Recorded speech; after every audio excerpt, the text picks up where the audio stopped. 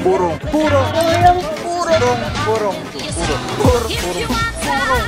pagmamahal. Purong pagmamahal. Purong pagmamahal. What is up guys? Papa Pao here, purong pagmamahal. Araw natin Thursday, January 11, 2024.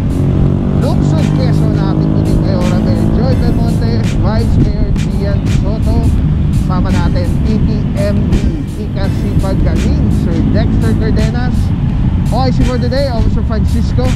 Sama rin natin ang tropa ng MMDA Seated 1, headed by Officer Bondo.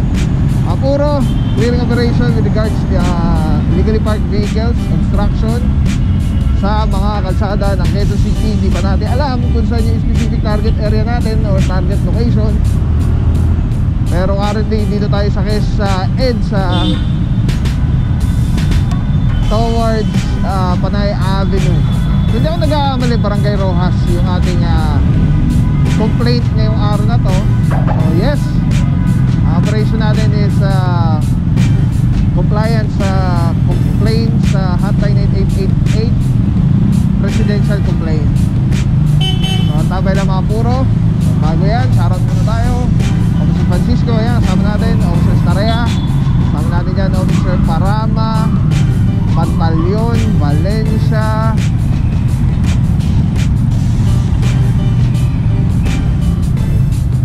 Officer Batilo. Sino pa ba kasama natin?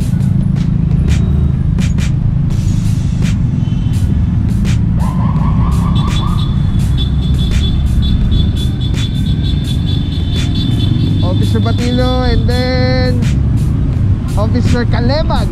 At sino pa ba? Yan, basta mamaya dituin na mamaya. And then sa MMDA Seated 1 naman, nandiyan si Officer Palad, Paraiso, Salazar, Tandingan, Officer Bondok. Eto, sisitahin itong mga kasi lagi sila nakapark dito, mga motorsiklo.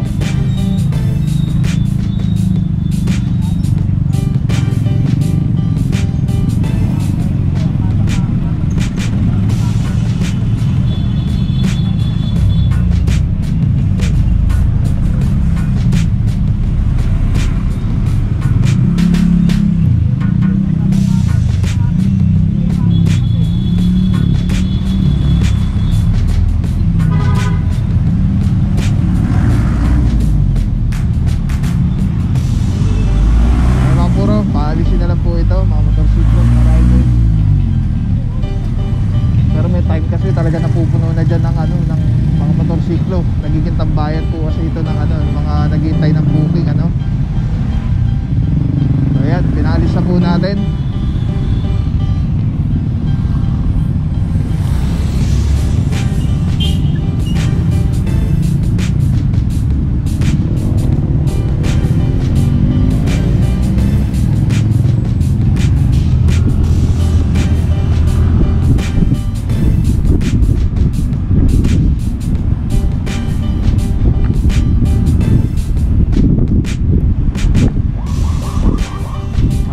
Dito, Panay Avenue pa rin po tayo. Ayan, meron pa rin dito mga naka-park sa kalsada. Pinaalis na lang, may mga driver naman. Ayan, sa Kalebag kasama natin dyan.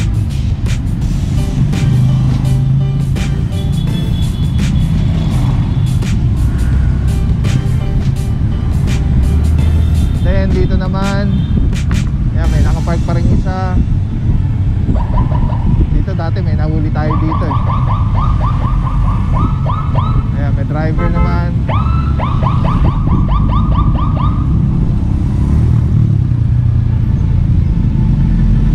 Alright, eto mga puron, dito tayo sa M-Place. Sa M-Place, usually dito maraming nagpapark na mga taxi. Mga nagiging reklamo dito is parang nagiging terminal na taxi, tapos yung bangketa na pupuno ng mga motorsiklo. Ayun, pinaalis na. At mukhang hindi pa dito ang ating target area. Ayan, may mga driver naman. Uy, good job wala na yung mga motorsiklo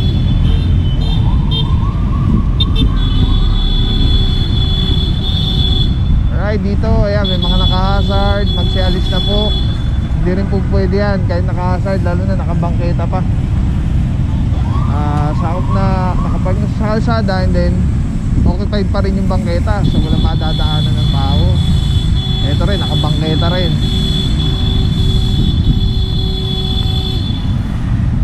Unattended yata yun ha. Ito may driver, malis na po, mag-aalisan na lang po. From here mga puro malinis. Ito, mayroon pa dito sa dulo. Ayan, mga signages po. This is Mabuhay Lane, no parking anytime.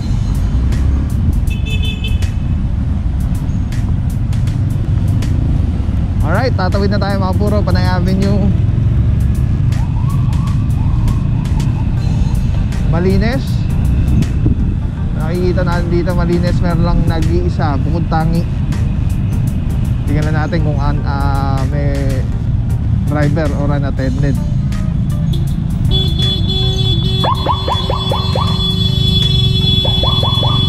Puro walang driver, walang tao sa loob, at nakasampa pa sa bangketa ng kanyang sakyan.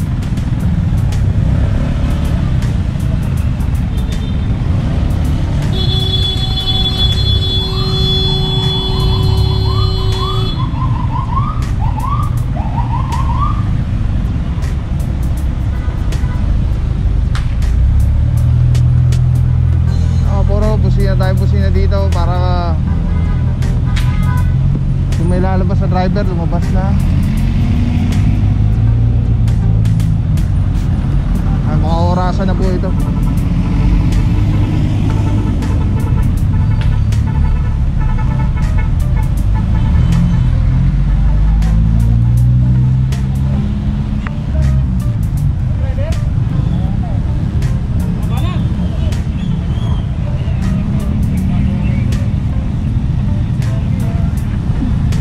Mga puro, orasan na po ito, wala pa rin.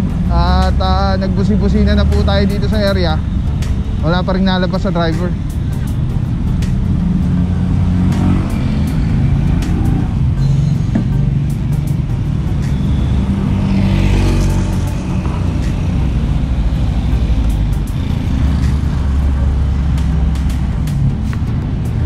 Alright mga puro, orasan na po 5 minuto. Within 5 minutes pag walang driver na lumabas, subject pa rin po na po ito. Kung may lumbas naman, titikitan na lang po siya. Mga puro, iwan na natin at proceed tayo dun sa may mismong target area. May iwan tayo.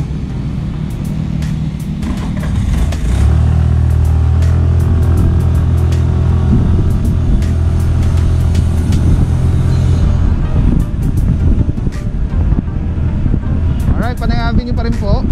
At tawid tayo ng timog yata ito.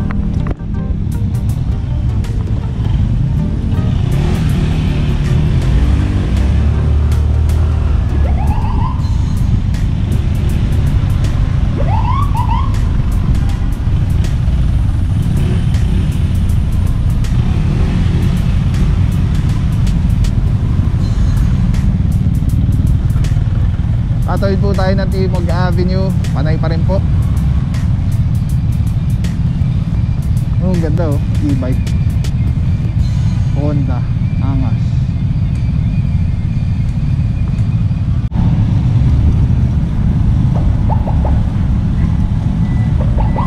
Alright,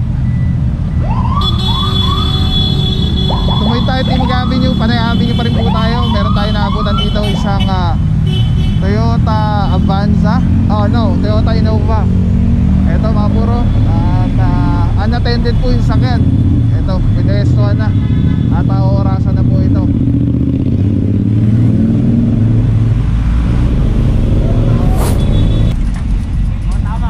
Mga puro, bukod tangi, nakapark dito sa area.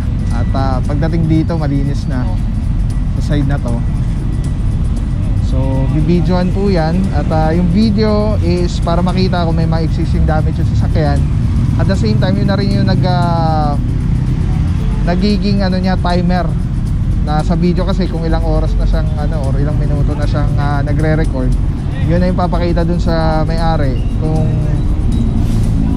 nakailang minuto na binigyan ng grace period itong sakyan niya.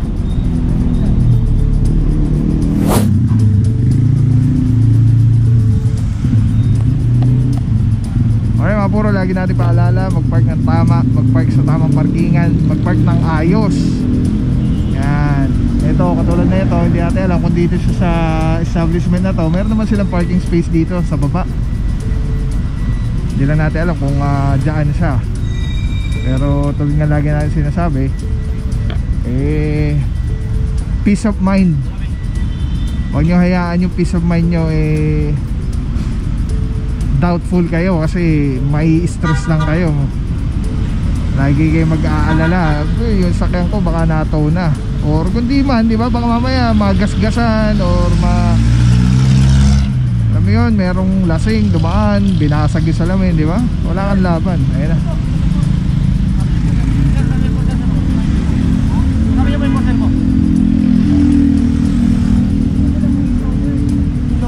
Tagal na namin. Kita ko nito kanina pa po natin sa mga susundin na niya yung loyan. Dapat sa maayos na parkingan tayo kasi nakakonsert tayo sa ibang motorista. Sir, ayun na po po. Sila po, sir. Okay, sir, mabuhay din sir. Ano po? Mabuhay din.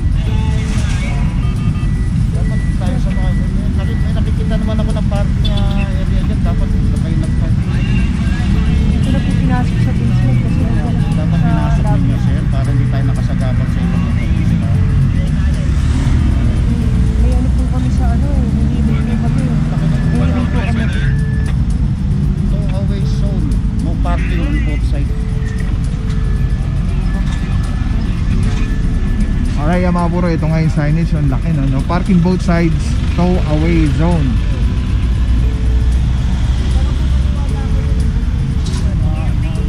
Yun kita, susundin mo siya to. Yung problema, meron tayo traffic fighting.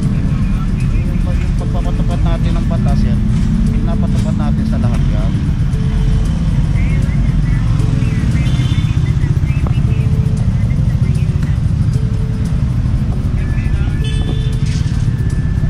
Sabi mo, meron naman parking area doon, kaya lang hindi mo pinasok. Hindi po kami ano for tenants lang po kasi client lang po kami na to. Kaya bawal na po mag-park dito. So, hindi po kami alam sa business. Kaya pinipat ko lang po sa bakit. Kanina pa po dito, na-pendant sila eh. Galing pa kami dito, nakita ko dito.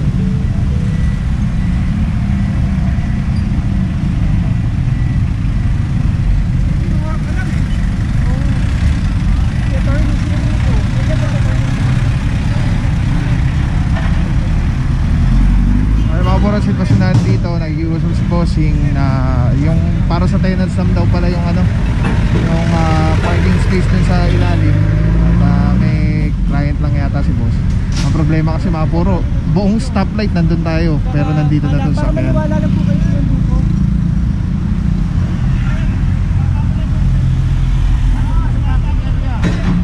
May parking area, may loading area yan.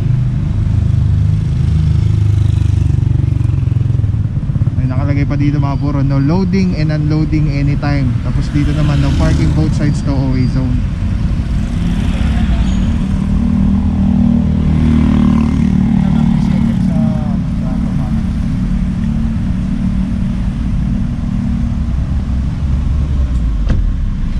Alright yan mga puro, pinaka best way na to sumama na lang si Bossing sa Tumana para pagdating doon sa Tumana, ma-release na rin din agad yung sasakyan, ma-settle niya, gawa ng para kung may pupuntahan pa siya or may trabaho, makabalik agad si Bossing.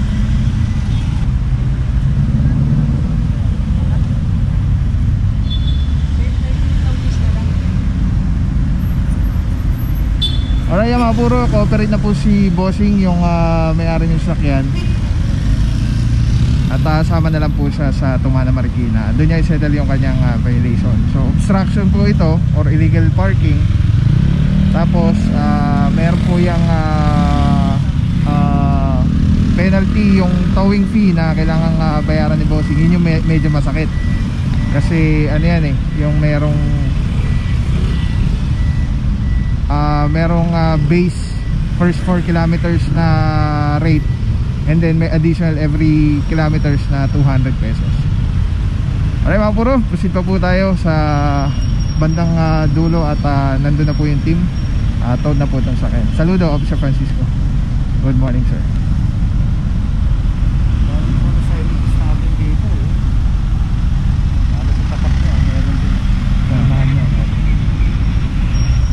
Yan, tulad yan lagi na sinasabi mga puro, no? Tapat na tapat ng signages.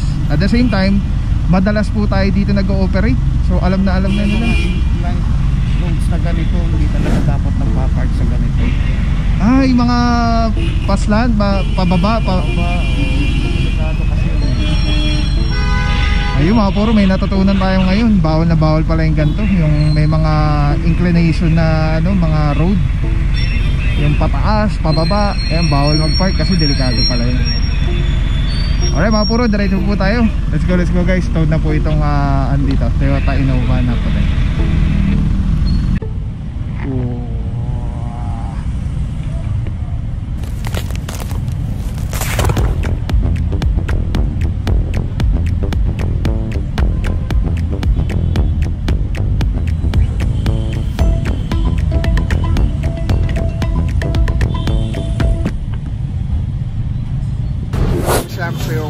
Walang papapaw. So thank you so much sa walang sa akong support, tiwala. Wala akong masabi kundi thank you so much. Thank you sa Panginoon at ingat kayo palagi. Again, kung wala akong papapaw. So thank you so much. God bless you.